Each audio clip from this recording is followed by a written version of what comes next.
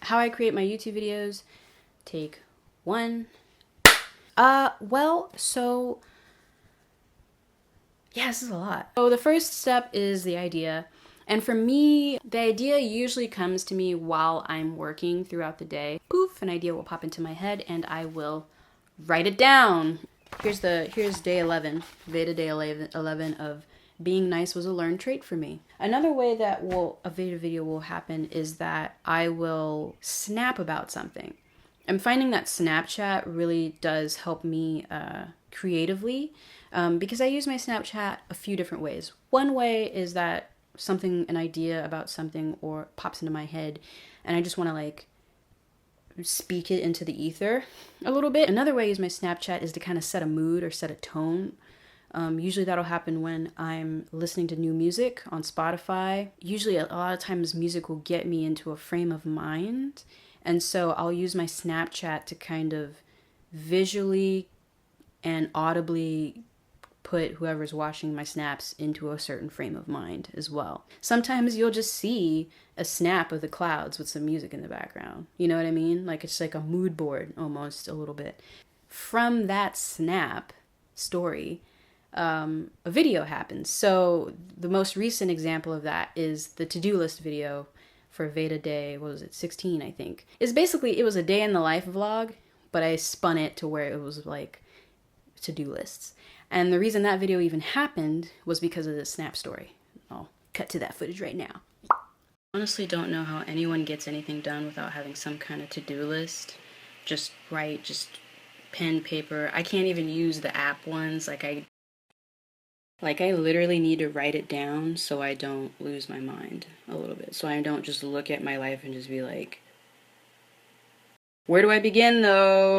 And then once I see it all listed out, like it's all listed out, little dashes, I can look at the list and be like, oh, I can knock that out real quick. I can knock that out real quick. I can knock that out. I go through little notebooks like nobody's business. I found this one at, I don't even know where, but I was like, ooh, notebook with a few sheets.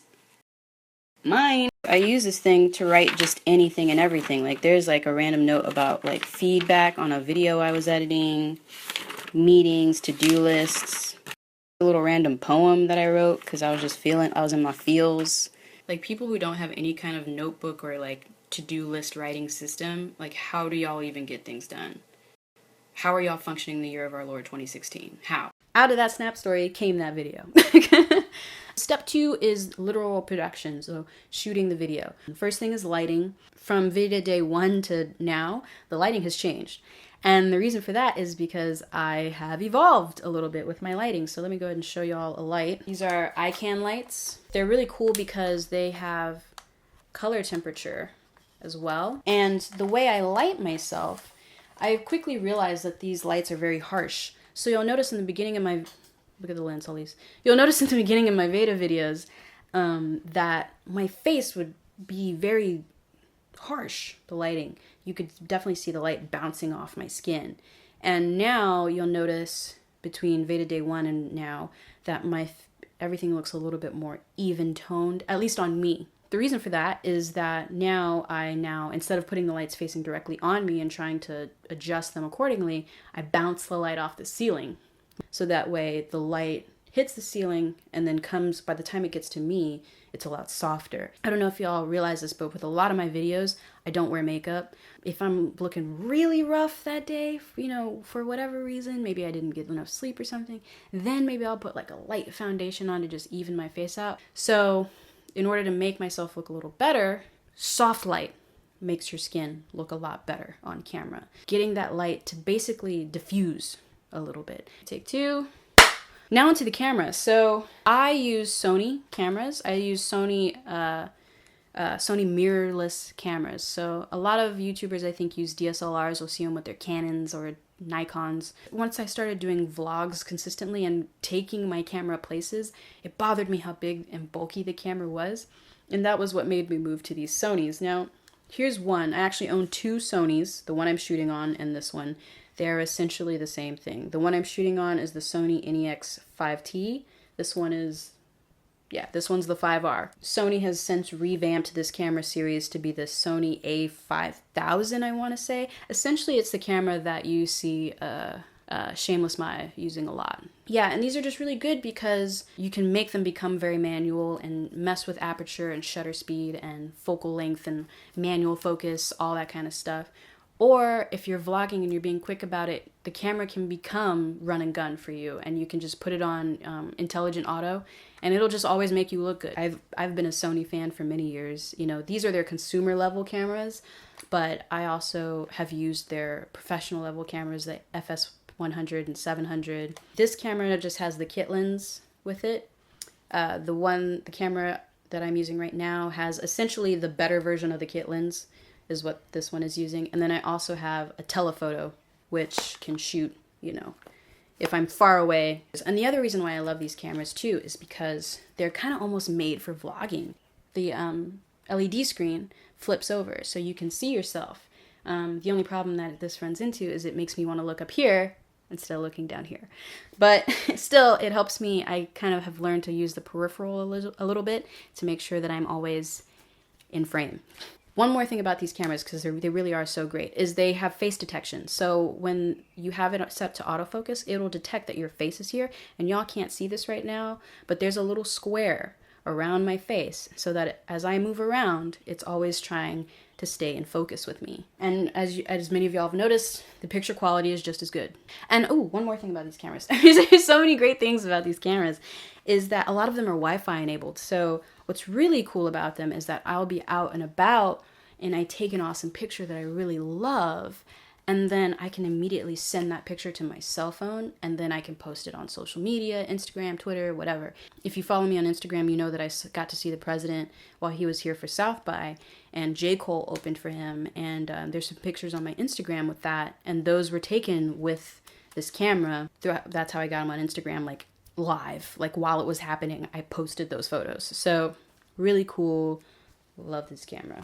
Then there's sound. For sound, I use this. Am I coming in clear? Oh, that's hot. That's hot. Too hot. Turn it down to like 65 probably. That's probably good. There we go. Yeah. I use the Zoom H1. I used to use the Zoom H4n, which is like the bigger recording device. But once again, run and gun, trying to minimize stuffs. I bought this little guy. He was $100. And this is why my audio usually sounds pretty good. One thing about this, though, there are limitations to it. So you notice in the husband tag, every time I would turn away and face Mr. Hallease to talk to him, y'all lost me a little bit. It's not that really that you lose me, but what you're hearing now is you're hearing my voice bouncing off the wall and the mic picking it up now, right? Which doesn't sound as good. Now you hear the tinniness of the room, you hear all that stuff. So there are limitations. But overall, it's really great for doing stuff like this. I usually put it just out of sight of the camera. And this is how I record my videos. It has a little memory card in it. You put the memory card into your laptop. Bada bing, bada boom. You sync the sound. Now I've got sync sound, because the audio on the camera, it's not terrible. It's not terrible. But once again, being a film major, yeah, so that's audio. So I did audio, I did lighting, I did the camera. Yeah, that's production. And then, so finally, editing and graphics. So I use Adobe Premiere Pro. That's what I use. You don't need to use that, though. Don't spend money on editing software when you don't need to. I've shot whole YouTube videos on my iPhone, and then iMovie now has an app for the iPhone that's like $5, and it's a strong app. It takes up like a gig of your iPhone space. But I have edited whole movies on iMovie for iPhone and posted them. You know, work with what you got. It really is, I believe, more about the content. You know, I watch a lot of YouTubers who are recording straight to their computer. They're just using photo booth or whatever to record their videos, and I am interested in what they have to say. So as long as the content's good, as long as you feel invested in the content you're creating, people will watch it. They really will.